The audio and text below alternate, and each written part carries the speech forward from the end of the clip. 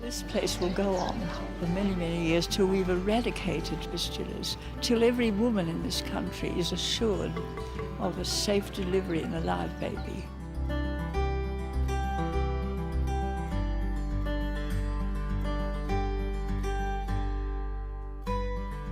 Eleanor Catherine Nicholson was born in 1924 and raised in Sydney. After graduating from the University of Sydney Medical School, Catherine met Dr. Reginald Hamlin. They fell in love, married, and later embarked on the adventure of their life, accepting a 3-year contract to work as obstetrician gynecologists in Ethiopia.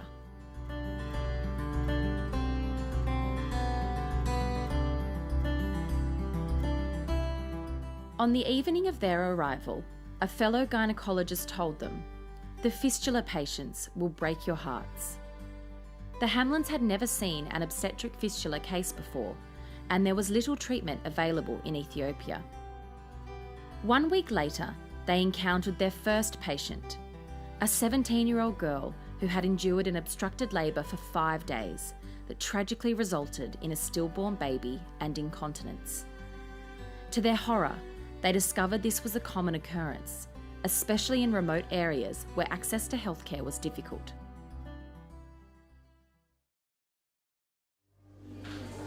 Welcome to the hospital. What's your name, dear?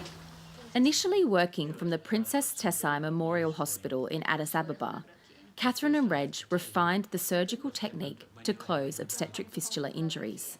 And within the first 3 years, they had operated on 300 fistula patients. As news of a cure spread, many more women came seeking treatment.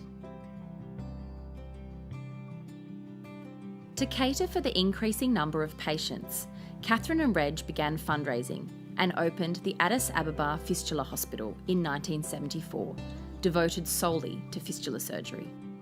Catherine and Reg's Hamlin model of care was becoming well known, a model of care that is grounded in a fundamental respect for the patient and a commitment to provide complete and compassionate care. She's a wonderful surgeon, but she also has such a human touch. And she personally will go out of her way to care for women, to touch them, to talk to them. It's every woman is an individual in her eyes, and I think she makes the women feel that way.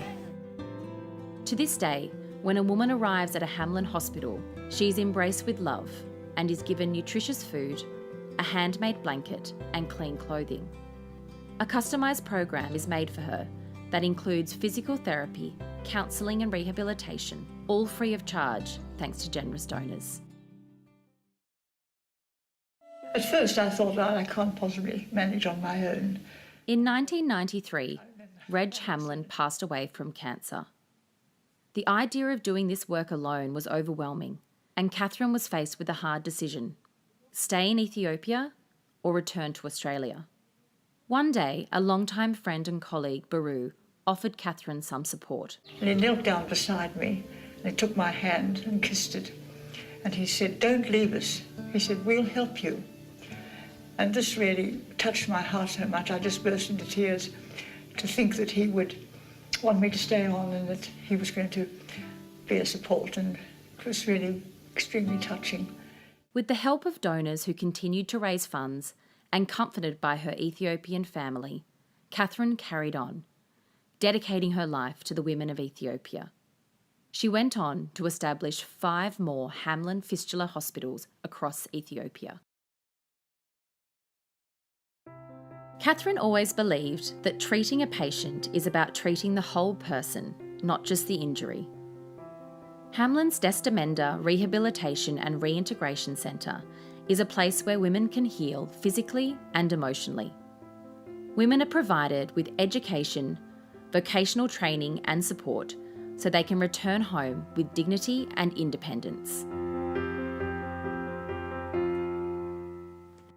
Catherine also knew that to eradicate fistula forever, these injuries must be prevented in the first place. The Hamlin College of Midwives trains students in a 4-year midwifery degree, then deploys them back into their villages where they provide vital care to rural women, preventing fistulas and saving lives.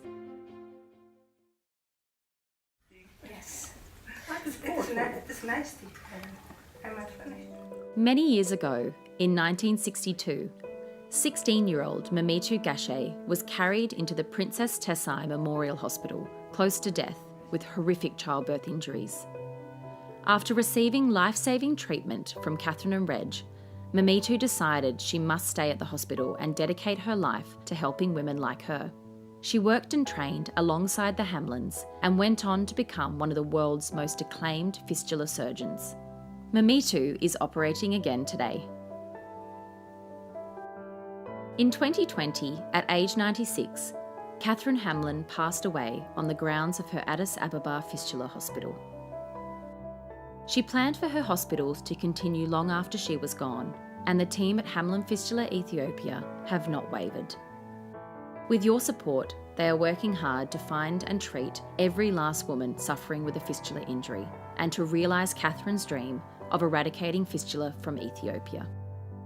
Today, Hamlin Fistula Ethiopia is a healthcare network comprising a world-class surgical team and over 550 Ethiopian staff servicing 6 regional fistula hospitals, Destamenda, the Hamlin College of Midwives, and Hamlin-supported midwifery clinics. Hamlin is the leader in the fight to eradicate obstetric fistula around the world, blazing a trail for holistic treatment that empowers women. With your help, we are continuing Catherine's journey. We won't stop until we have eradicated fistula from Ethiopia forever.